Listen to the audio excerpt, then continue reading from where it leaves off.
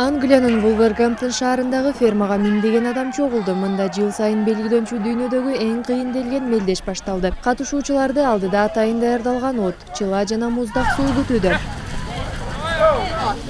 Басып өтүүчү жолдун узундугу 15 чакырым. Чуркап баратып алар 12 метрлик тосмого, суу астындагы туннелге жана бетон трубаларга туш болушат. Мунун баары мелдеш үчүн даярдалган.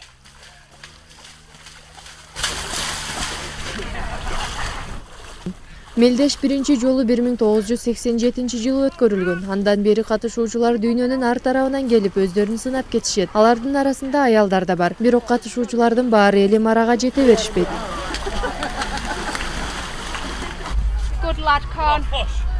Бул жылы жеңишке жеткен 22 жаштагы Конор Хэнкок Англиянын Шеффилд шаарынан келген.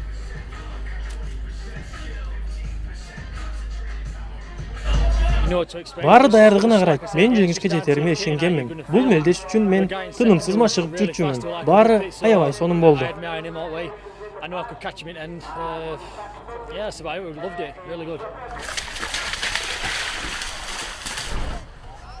Мелдешке катышуу үчүн төлөнгөн каражат кайрымдуулук иштерине жумшалмакчы.